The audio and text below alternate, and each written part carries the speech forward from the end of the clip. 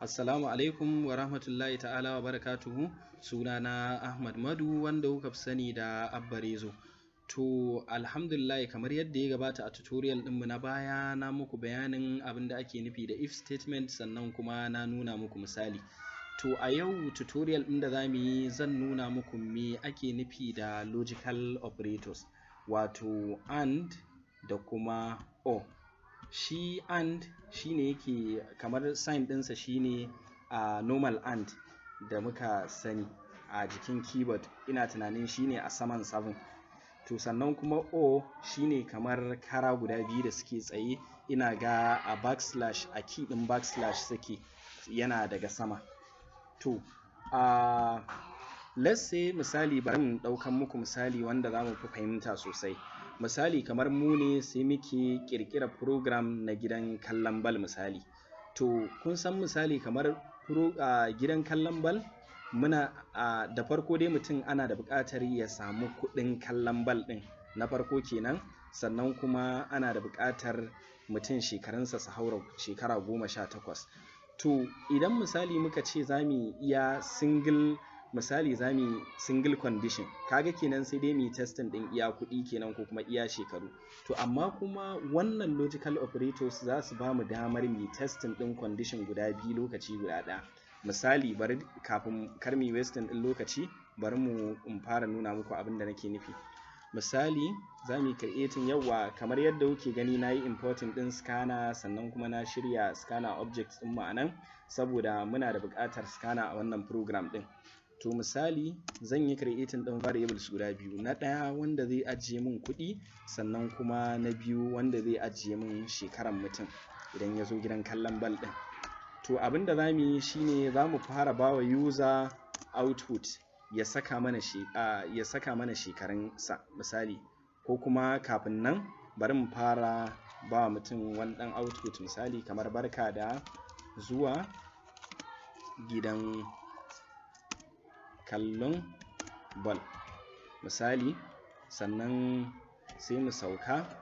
Bari mu ƙara yin wannan wanda za mu tambayi mutum kuɗin da yake da shi misali, nawa kake da shi misali, for example nawa kake da shi. Idan muka tambayi mutum, sai mutum abin da zai yi shine sai ya shiga mana da kuɗin da yake da shi misali, sai muka ce kuɗi is equals to scanner object ɗin mu input ko, sannan .next int. To sannan sai bari mu kwafi wannan ɗin, mu kwafa control C sai mu yi pasting wannan kuma. To a na biyun nan abinda za mu ce sai mu tambayi mutum shekarar ka nawa misali, shekarar ka nawa. To sannan sai mu ce ya mana storing a cikin variable ɗin shekara, ba wai a cikin na kuɗi ba. Abinda za mu yi kenan. To yanzu abinda za mu zo mu yi a nan shine sai mu zo sai mu yi testing ɗin condition. Sannan akwai wani abu da nake son na nuna muku. Duk lokacin da kuke son ku yi creating ɗin variable wanda data type ɗinsa guda ɗaya ne, za ka iya kawai idan ka ce misali int kuɗi, kawai ka danna kwama sai ka ce shekara misali, kawai sai ka rubuta shekara, ba sai ka zo ka ƙara rubuta int shekara ba. Misali nan kamar ka yi declaring ne int kuɗi da shekara, duk variables ne misali kana so ka yi declaring ɗinsu. Da fatan dai kun gane. To nan bayan nan abinda muka yi, to yanzu abinda muke bukata shine za mu yi creating din if statement dinmu. Za mu ce if, to me za mu ce if kuɗi is greater than or equals to, misali kuɗin shiga bal ɗin naira 50 ne. Kun ga kenan idan mutum yana da sama da 50 ko kuma kuɗinsa 50 ne, kun ga zai iya shiga kenan misali, abinda muke nufi a nan. To yanzu a cikin logical operators ɗin bari mu fara ɗaukan and in ba ku misali. To misali idan kuɗin mutum is greater than or equals to 50, sannan kuma and sai mu ce shekara is greater than, misali tunda ko da yake tunda dan shekara 18 ma zai iya shiga, bari mu ce greater than or equals to 18, to ya shiga mana wannan statement ɗin. Else kuma idan kuma bai kai haka ba kenan, ba shi da abubuwan nan guda biyu, to bari mu fara ba shi output ɗinsa. Mu ce system.out.print misali ba za ka iya shiga ba, ba za ka iya shiga ba. Misali idan kuɗinsa da kuma shekararsa ba su kai abin da ake bukata ba. To idan kuma kuɗinsa da shekararsa sun kai abin da ake bukata fa, to abin da za mu ce mai, sai mu ce mai barka da zuwa, ko sai mu ce, ko kuma mu ce shiga gidan kallon, shiga gidan kallon. Abin da za mu yi kenan. To wannan shine program ɗin da muka rubuta. Nan mun ɗauki bayani, mun ɗauki misalin and kenan. And amfaninsa dole sai wannan condition ɗin ya zama daidai, sannan kuma wannan ya zama daidai. Yanzu bari mu rona wannan program ɗin domin mu ga me zai yi. Kun gani, barka da zuwa gidan kallon bal, ko sai muka ce nawa kake da shi. To bari mu saka muna da naira 60, enter. Shekarar ka nawa? Misali shekarar mu 18, enter. Shiga gidan kallo, shiga gidan kallon. To me yasa ya ce mana mu shiga gidan kallon? Saboda kuɗin mu is greater than or equals to 50, sannan kuma shekarar mu is greater than or equals to 18. Shi yasa ya ce mana shiga gidan kallon. To amma let's say misali, bari mu rona program ɗin. Ya ce barka da zuwa gidan kallon bal, nawa kake da shi? Misali mu ce mai muna da naira 100, sannan kuma shekarar ka nawa? Misali sai shekarar mu 15. To zai ce mana ba za ka iya shiga ba.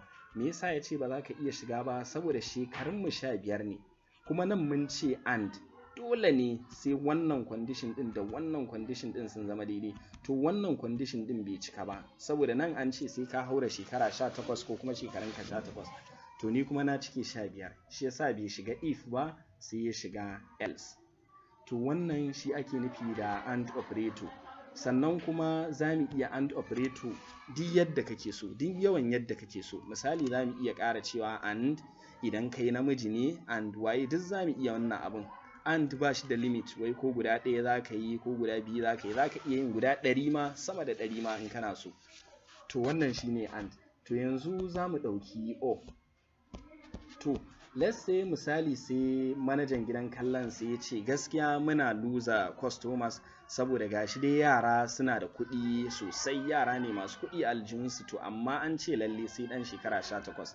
Ya za a yi misali mu yi gyara program ɗin ya zama cewa misali idan ko kuɗinka kana da shi sosai, ko kuma idan shekarunka sun kai shekarun gidan kallon, ko kuɗinka bai kai misali naira 50 ɗin ba, ka iya shiga. To shi kuma wannan shine za mu yi amfani da o operator, shine sai mu saka o operator. To wannan abin da yake nufi shine a tsakanin wannan ko wannan, duk condition ɗin da ya zama true, to a bar shi ya shiga kawai. Misali idan ya zo da uwar kuɗi amma kuma bai zo da shekaru ba, to a bar shi kawai ya shiga. Idan kuma misali shekarunsa sun haura ko kuma sun yi daidai, amma kuma kuɗinsa kuma bai kai ba, shi ma a bar shi ya shiga misali.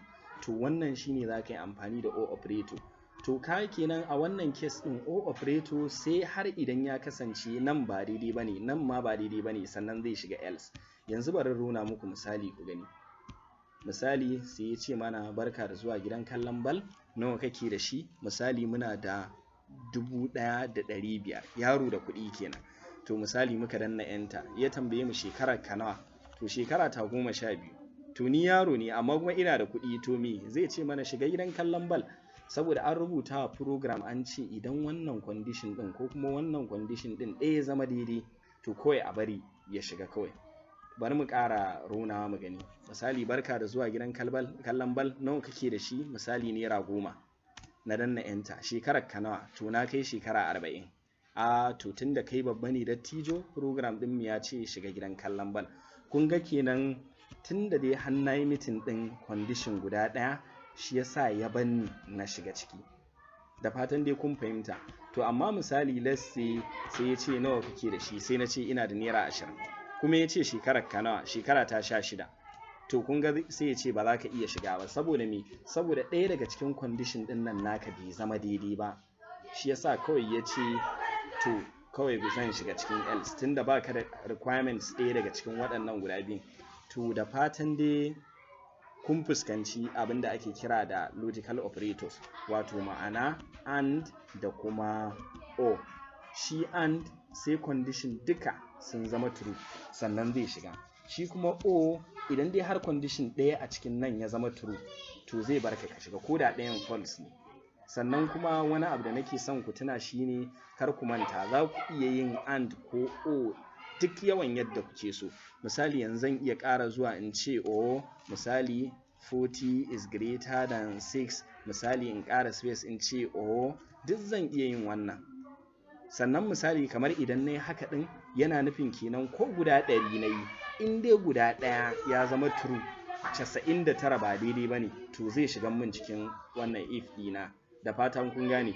Idan kuma misali and kuka yi, to idan condition 100 kuka sa, dole sai 100 nan sun cika daidai sannan zai shiga maka cikin if ɗinka, in ba haka ba zai shiga else ne. To ina fatan kun fahimci wannan bayanin nawa na logical operators. Sannan idan ba ku gane wani abu ba za ku iya turo min ta email ɗina, ko kuma ku bari a comment, ko kuma ku kira ni a lamba wayata 081 42 35 40 33. Sannan kar ku manta da Allah ku yi liking, ku yi subscribing din wannan channel din na, saboda ku ringa samun latest. Na gode, Allah ya saka da alheri.